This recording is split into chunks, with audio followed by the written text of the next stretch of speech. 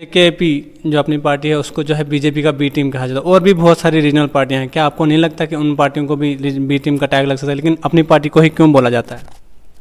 जिस तरह से जम्मू कश्मीर की बेरोज़गारी की हमने जैसे बात की, कोरोना के बाद जो है लोगों के पास पहले से ही कुछ समाधान नहीं है, उनकी अर्थव्यवस्था बहुत ज़्यादा ख़राब है, लेकिन गैस की महंगाई जो है और बढ़ गई, गैस सिलेंडर के दाम जो है 47 रुपये और बढ़ा दिए गए। क्या आपको नहीं लगता ये जो है आम आदमी पर बहुत ज़्यादा जुल्म हो रहा है? अपनी पार्टी आने वाले समय इलेक्शन में कितनी सीटें जीत रही है?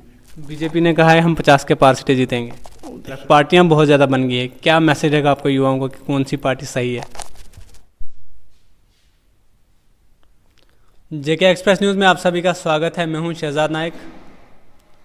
जम्मू कश्मीर में बढ़ती बेरोज़गारी, महंगाई और भी अनएम्प्लॉयमेंट जो दिन ब दिन बढ़ती जा रही है, इन तमाम मुद्दों पर बात करने के लिए हमारे साथ जावेद मुस्तफ़ा मीर साहब, वाइस प्रेसिडेंट अपनी पार्टी के मौजूद हैं। सर, सबसे पहले आपका बहुत बहुत शुक्रिया। बहुत बहुत शुक्रिया आपका। सर, क्या कहेंगे जिस तरह से जम्मू कश्मीर में आए दिन जो है बेरोज़गारी बढ़ती जा रही है, महंगाई बहुत ज़्यादा बढ़ गई, गैस सिलेंडर के दाम आप दे सकते हैं, क्या कहेंगे इस पर?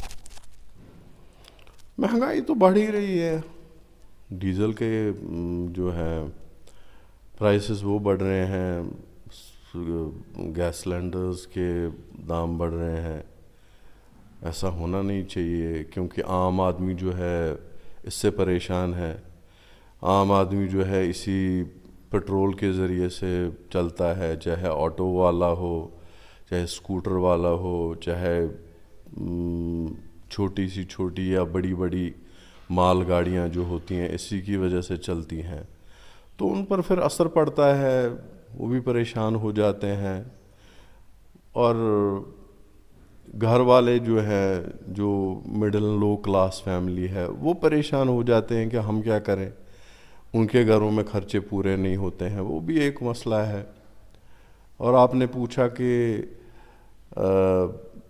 इस पर मैं समझता हूँ कि गवर्नमेंट ऑफ इंडिया को संजीदगी के साथ सोचना चाहिए कि इस पर कहीं ना कहीं तो रोक लगनी चाहिए, कहीं ना कहीं तो चेक पॉइंट अब लगना ही चाहिए कि दिन ब दिन महंगाई, क्योंकि गवर्नमेंट होती इसीलिए है कि वो लोगों को राहत दे सके, और इसमें हम तकलीफ़ दें, पैसे बढ़ाएं, वो सही नहीं है। और दूसरी बात जो आपने अनएम्प्लॉयमेंट की बात कही, अनएम्प्लॉयमेंट रेट तो स्टेट में टचिंग स्काइज है, बहुत ऊपर जा रही है।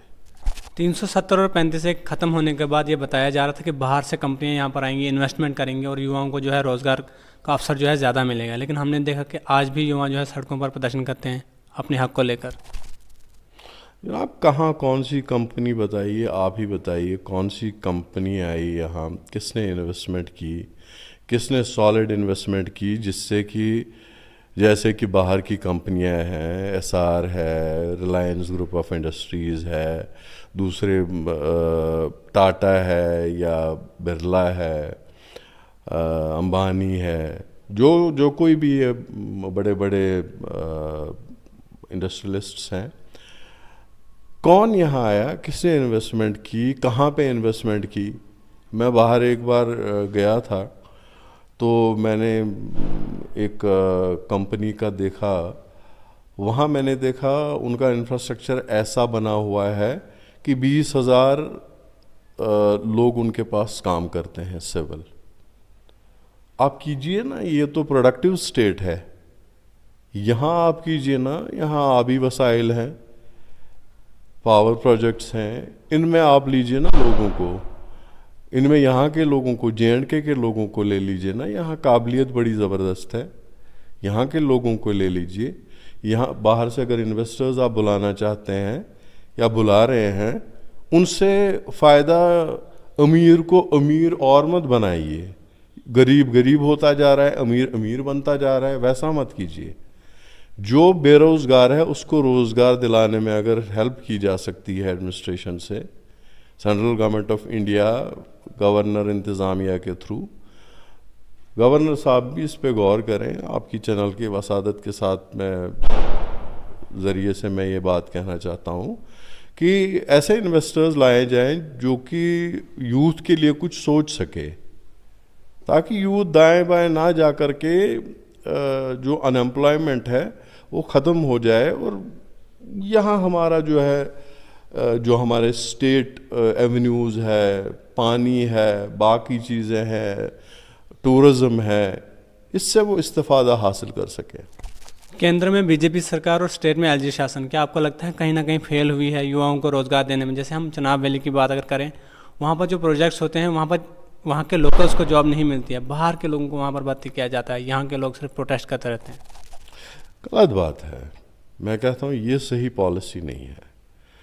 जहाँ जो एजेंसी काम करने जाएगी वहाँ के लोगों को ही बेनिफिट मिलेगा। मैं आपको मिसाल देता हूँ, मैं मिनिस्टर ऑफ स्टेट पावर था, यहाँ बागलियार प्रोजेक्ट बन रहा था, जयप्रकाश वाले उनको बना रहे थे जेपीपी। तो उस वक्त जो कोशिश की गई, जो ज़मीन अंदर से ली गई पावर प्रोजेक्ट के लिए, उनको एवेन्यूज़ दिए गए, उनको मुआवजा भी दिया गया और एम्प्लॉयमेंट भी दी गई और कहीं कहीं रिहाइश भी दी गई।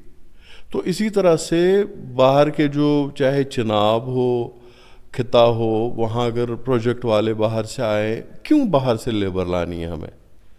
क्या हमारे यहाँ लेबर नहीं है? लेबर की कमी है? नहीं, लेबर की कमी नहीं है। अगर इंजीनियर्स, क्या हमारे यहाँ काबिल इंजीनियर्स नहीं हैं? क्या हमारे यहाँ आईएएस टॉपर्स नहीं बने? क्या हमारे यहाँ जेके एएस में टॉपर्स नहीं बने? हमारे यहाँ बड़ा ज़बरदस्त, हमारे पढ़ाई का सिक्का तो बहुत ज़बरदस्त चलता है। हमारे लोगों को लेना चाहिए जिनसे कि रोज़गार भी उनको मिले और जो है फ़ायदा उनको भी हो, जो बाहर काम करने वाले हैं उनको भी फ़ायदा और हमारे लोकल लोगों को भी फ़ायदा। और होना भी वही चाहिए कि जहाँ कोई इंडस्ट्री लगती है वहाँ के लोगों को ही एंगेज करना चाहिए। मैं समझता हूँ वो उन्हीं का हक है। जिस तरह से जेकेपी जो अपनी पार्टी है उसको जो है बीजेपी का बी टीम कहा जाता है, और भी बहुत सारी रीजनल पार्टियां हैं, क्या आपको नहीं लगता कि उन पार्टियों को भी बी टीम का टैग लग सकता है, लेकिन अपनी पार्टी को ही क्यों बोला जाता है? यार बी टीम ने, मैं ये कहता हूँ ये बाकी पार्टियां जितनी भी हैं ये ए टीम है, हम बी टीम नहीं है। हाँ, ये ए टीम ज़रूर है। जिस तरह से जम्मू कश्मीर की बेरोज़गारी की हमने जैसे बात की, कोरोना के बाद जो है लोगों के पास पहले से ही कुछ समाधान नहीं है, उनकी अर्थव्यवस्था बहुत ज़्यादा ख़राब है, लेकिन गैस की महंगाई जो है और बढ़ गई, गैस सिलेंडर के दाम जो है 47 रुपये और बढ़ा दिए गए। क्या आपको नहीं लगता ये जो है आम आदमी पर बहुत ज़्यादा जुल्म हो रहा है? मैंने तो पहले ही कहा जो लोअर एंड मिडिल क्लास कर भी लेती है। जो लोअर क्लास है साहब, जो मुश्किल से अपने घर में गैस जला पाते हैं और बच्चों का खाना बनाते हैं, उनके साथ तो बहुत ज़्यादती है। 80 रुपया उनके लिए या 85 रुपया उनके लिए बहुत होता है। हो सकता है अल्लाह के फजल से हम जैसे लोगों के लिए उतना ज़्यादा नहीं है, लेकिन बोझ हमारे ऊपर भी पड़ता है। अगर हमारे ऊपर पड़ता है, जो बीपीएल में आते हैं, बिलो पावर्टी लाइन, वो तो मार ही जाते हैं। उनके ऊपर तो जुल्म होता है। अपनी पार्टी आने वाले समय इलेक्शन में कितनी सीटें जीत रही है? इंशाल्लाह आप दुआ कीजिए, हम मेहनत करेंगे। देखिए अल्लाह की मर्जी क्या होती है। हम बीजेपी 50 के पार। जी, बीजेपी ने कहा है हम 50 के पार सीटें जीतेंगे।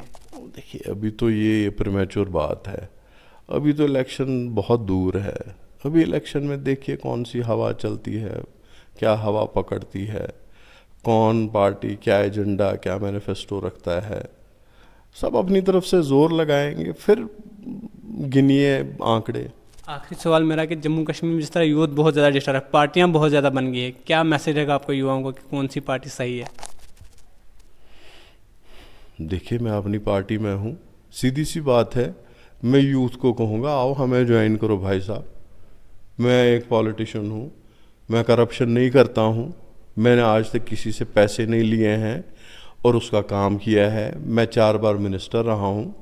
मैं कहता हूँ आओ मुझे ज्वाइन करो, अपनी पार्टी ज्वाइन करो। अल्ताफ़ साहब की क़यादत में, अल्ताफ़ बुखारी साहब की क़यादत में पार्टी ज्वाइन करो। हम करप्ट लोग नहीं हैं, आओ। बहुत बहुत शुक्रिया सर बात करने के लिए। थे जावेद मुस्तफ़ा मीर साहब, जम्मू कश्मीर अपनी पार्टी के वाइस प्रेसिडेंट, उन्होंने हमारे साथ बात की। उन्होंने ये कहा कि जम्मू कश्मीर अपनी पार्टी में आओ, हर किसी का खैर मकदम है हमारी पार्टी में, हमारी पार्टी करप्ट नहीं है। अल्ताफ़ बुखारी जी के नेतृत्व में हमारी पार्टी जो है जम्मू कश्मीर के लिए और जम्मू कश्मीर के युवाओं के लिए, युवाओं की बेहतरी के लिए अच्छा काम करेगी। हम आपको ऐसी और भी खबरों से अपडेट करते रहेंगे। आप देखते रहिए जेके एक्सप्रेस न्यूज़। धन्यवाद, शुक्रिया।